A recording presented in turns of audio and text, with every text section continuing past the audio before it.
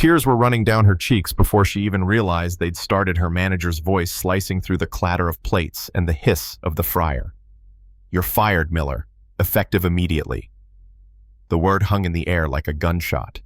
People turned their heads, forks froze halfway to mouths. And Clara, she just stood there holding the crumpled bills from her apron, humiliated. Stripped of her uniform, marched out of the diner like a criminal. What had she done? Paid for a man's $5 stew with her own tip money. That was her crime. Walking home through the icy Chicago morning, she couldn't feel her hands. Not from the cold, but from shock. $5. That was the price of her job. That was the price of food for her son's prescription fund. She pushed open the door to her tiny apartment, the smell of lavender detergent and stale coffee hitting her chest like a memory of all the sacrifices she'd made. Her boy Leo was 7 bright eyes but sick lungs. Asthma was always hovering over him, an uninvited guest. She thought, how do I tell him Mommy doesn't have a job anymore? But let's rewind, because this isn't just about a firing. It's about how one act of kindness blew open the rotten heart of a corporation. That morning started like every other, her alarm shrieking at 5 a.m., her feet aching from the day before. She buttoned up that polyester yellow dress they called a uniform, kissed Leo on the forehead and whispered, "Be good for Mrs. Gable. Okay, Mommy loves you." She knew she'd have to fight Brenda Vance today, the manager who measured compassion in seconds lost and dollars not made.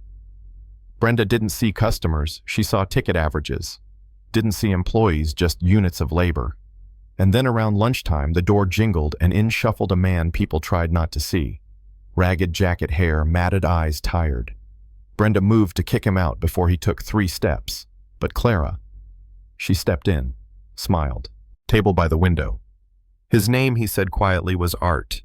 He ordered the stew special she offered him, off the books, ate slow and careful like every bite mattered. And when it came time to pay, his hands trembled. His wallet was gone. Policy was clear. Call the manager, call security, let them drag him out. But Clara looked into his eyes and saw something she recognized. Desperation, shame. The kind she knew too well. So she slipped into her apron, pulled out her own crumpled cash, and paid his bill herself. That's when Brenda swooped in, voice sharp as glass. "Open your hand, Miller." The money was there, plain as day. Brenda smiled, triumphant, cruel. In front of the whole diner, she announced the violation, quoted the subsection of corporate policy like it was scripture, and fired Clara on the spot. Customers gasped, co-workers froze, and Art just sat there, fists clenched, eyes burning with guilt. Clara stumbled home numb, replaying it all. Fired for kindness, just like her late husband David had been years before. He'd been a chef at another restaurant in the same company, fired for making a birthday cake for a poor dishwasher. The shame broke him. The same company that took David had now taken her too. She thought of Leo, thought of the bills, and she wept on the floor by his bed. But across town, in the back of a chauffeured car, Art shed his ragged jacket. Underneath was a tailored suit, because Art wasn't homeless at all. He was Arthur Kensington, CEO of the very corporation that had just chewed Clara up and spit her out. He was supposed to be undercover, a PR exercise to see what frontline workers lived through. His team had told him, observe and report, don't intervene. But now his gut churned with shame. He had watched a good woman be destroyed by his own system. That night in his penthouse, Arthur pulled Clara's file. Steady employee, no write-ups. Dependent son Leo. Emergency contact David Miller. The name hit him like a gut punch. David Miller, the same chef fired 5 years ago for that cake.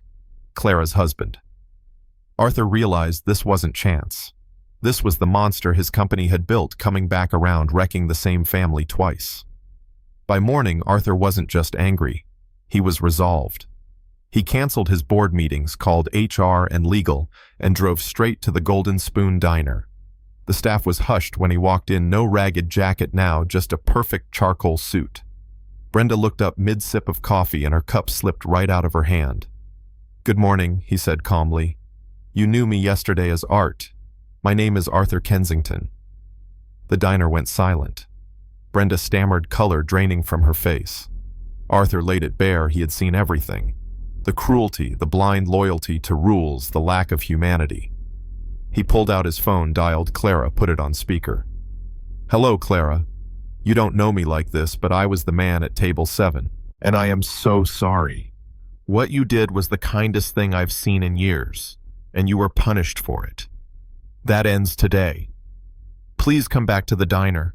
There's something we need to discuss. It's about your husband, David." When Clara arrived, she looked around like she'd walked into a dream. Her co-workers stood in clusters, Brenda pale at a table, and Arthur Kensington waiting in the center. He met her halfway. "Clara," he said, voice low but firm. "I failed you yesterday. My company failed your husband years ago. We chose rules over people, and it cost lives. I can't undo that. But I can change what happens next." He didn't just offer her job back. He offered her something bigger. "I'm creating the Kensington Cares Initiative," he told her. "A department to put compassion back into this company, emergency funds for employees, real support, humane policies. And I want you to run it. Not a polished MBA. You. A woman who knows the human cost of bad rules. I want you to help me fix this company." Clara blinked, stunned. "Me? I'm just a waitress." "You know how to be human," Arthur said simply. "That's the most important qualification of all." She thought of Leo, of David, of the humiliation turned to hope, and slowly she smiled. "Okay, yes, I'll do it." The diner erupted in whispers. Brenda sat frozen, understanding finally dawning that her iron grip on policy meant nothing against empathy. And for the first time in years, Clara felt light, like maybe David was proud somewhere watching her turn pain into purpose. But here's the thing. What would you have done in her shoes? Risk your job over a stranger's $5 stew? Would you bend the rules or follow them and keep your paycheck?